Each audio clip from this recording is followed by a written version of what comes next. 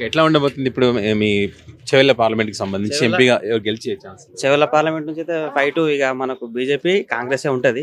మొత్తానికి టీఆర్ఎస్ అయితే ఏం లేదు. ఇప్పుడు మనం చూస్తూనే ఉన్నాం, అసెంబ్లీ ఎలక్షన్ లో వాళ్ళకు 40% దాకా ఓట్ షేరింగ్ ఉండే. పార్లమెంట్ సెగ్మెంట్కి వచ్చేసరికి 16-17కి వచ్చింది. ఇది అయ్యే వరకు మొత్తము 8, 9, 10 అట్లా పడిపోతుంది బీఆర్ఎస్. ప్రజలు కూడా చాలా మంది రంజితన్న వైపు వచ్చారు.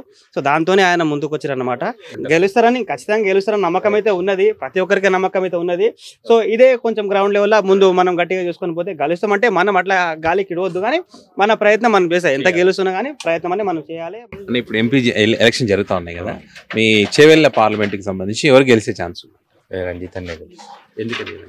అంటే కొంచెం ప్రజలలో మంచి సపోర్టు, కొంచెం మంచి గుడ్ టాక్ ఉందన్న. అన్ని ఎప్పుడు ప్రజల మధ్యలో ఉంటాడు. ప్రజలకి ఉపయోగకరంగా అన్ని పనులన్నీ డెవలప్మెంట్ విషయమైనా ఏ విషయమైనా అన్న వస్తే ఇంకెక్కువ డెవలప్మెంట్ అయితే, ఎందుకంటే ప్రభుత్వం ఇప్పుడు మనదే ఉంది కాబట్టి ఇంకా అన్న వస్తే ఇంకెక్కువ డెవలప్మెంట్ అనేది కనపడితే మంచి ఆయనకి. ఇప్పుడు బీజేపీ కానీ ఇట్లా బీఆర్ఎస్ కానీ అదంతా అంతే అన్న. మన తరపున అయితే అన్న కొంచెం ఎక్కువ ఉంటాడు. అంత క్యాండిడేట్లు కూడా అంతగానం బయట ప్రజలల్లా తిరగరు, కనపడరు అట్లా.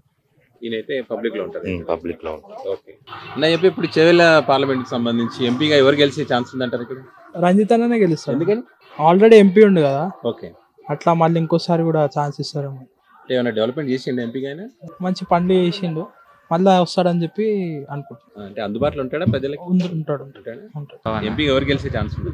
అన్ననే గెలుస్తాడు, రంజిత్ అన్న. కాంగ్రెస్ ఎందుకని ఆయన గెలుస్తాడు? ఇక పాపులారిటీ ఉంటది, పబ్లిక్ కి చేస్తారు. ఓకే సో ఆయననే. అన్న ఎట్లా ఉండబోతుంది అన్న చెవెళ్ళకి సంబంధించి ఎంపీకి ఎవరు గెలిచే ఛాన్స్ ఉందా? మన రంజిత్.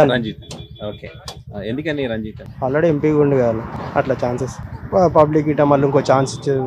ఓకే అట్లా పబ్లిక్ అందుబాటులో ఉంటాడు ఆయన? ఉంటాడు. బీజేపీది బీఆర్ఎస్ ఏ ఎఫెక్ట్ ఉండదు ఈసారి? ఇప్పటికైతే ఈయనకే ఛాన్స్ అని. ఎట్లా ఇప్పుడు చెవెళ్ళ పార్లమెంట్ కి సంబంధించి జరుగుతున్న ఎన్నికల్లో ఎంపీగా ఎవరు గెలిచే ఛాన్స్ ఉంది? ఇప్పుడైతే అంతా మ్యాక్స్ అయితే రంజిత్ అన్న అనుకుంటారు అందరూ. ఓకే ఇంకా మనకి లైక్ మేమైతే రెగ్యులర్ గా జీప్స్ కూడా పెడతాం కదా. మనం వెళ్ళిన ఇప్పటి వరకు ఆర్డర్స్ లో చూసుకుంటే కనుక ఎక్కువ అయితే మనకి రంజిత్ అన్న మీద ఎక్కువ ఫోకస్ అయితే ఉంది. ఎందుకని గెలిచే ఛాన్స్ ఉందంటే? అంటే ఇప్పుడైతే స్కోప్ ఆయననే కనిపిస్తున్నాను. లైక్ ఏంటంటే పబ్లిసిటీ వైజ్ చూసుకున్నా కానీ అంటే క్యాంపెయినింగ్ వైజ్ చూసుకున్నా కానీ ఫీల్డ్ వర్క్ ఎక్కువ అతనే కనిపిస్తుంది. పబ్లిక్ ఎక్కువగా ఉంటారు అంటారు. ఓకే సో ఇక్కడ బీఆర్ఎస్ కానీ బీజేపీ వాళ్ళ ఎఫెక్ట్ ఏమి ఉండదు, కనిపిస్తలేదు. ఎఫెక్ట్ ఇన్ ద సెన్స్ అంటే ఇప్పుడైతే రూలింగ్ అయితే కాంగ్రెస్ ఉంది అన్న. సో మెయిన్గా ఫండింగ్స్ వైజ్ కానీ లేదంటే ఇంకేదైనా ఈవెంట్ చేయాలన్నా కానీ గవర్నమెంట్ సపోర్ట్ కూడా ఉంటుంది కానీ అదొక మంచి హోప్తోని ఇక్కడ ఉంది కాబట్టి అది ఎంపీ కూడా గెలిచే ఛాన్స్ మేబీ.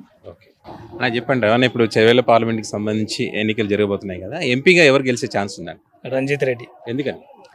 రంజిత్ రెడ్డి ఇంతకుముందు గత ప్రభుత్వంలో ఉన్నప్పుడు కూడా మంచి పనులు చేసిండు, ఇప్పుడు కూడా మంచి పనులు చేస్తాడని నమ్మకం ఉంది. ప్రజల ఇంట్లో ఆయన గెలిచి ఇంట్లో కూర్చునే వ్యక్తి అయితే కాదు. ప్రజలు ఎనీ టైం ప్రజలు ఉండే నాయకుడు. అందుకనే అందరం కూడా ఆయనకే చేయాలనుకుంటున్నాం. నమ్మకం అయితే ఉంది 100%. ఓకే ఇప్పుడు అంటే బీజేపీ బీఆర్ఎస్ పార్టీలు ఉన్నాయి కదా, పార్టీల ఎఫెక్ట్ ఏముండదు అంటారా? బీజేపీకి అయితే అంత సీన్ లేదు. బీజేపీ ఆయన ఏమి చేయడు కూడా. సెంట్రల్ వాళ్ళు ఏం చేయలేరు, ఇప్పుడు ఇక్కడ కూడా ఏం చేయరు. నమ్మకం లేదు బీజేపీ మీద అయితే మాకు నమ్మకం లేదు. ఎంపీగా డెవలప్మెంట్ చేస్తారు రంజిత్ రెడ్డి గారు 100% చేస్తారు. ఆయన మీద నమ్మకం చేసింది, మస్తు చేసింది. ఎప్పుడు నమ్మకం ఉంది, ఎప్పుడు పిలుపునిచ్చినా ఇమ్మీడియట్లీ వచ్చేస్తాడు అలాంటి వ్యక్తి.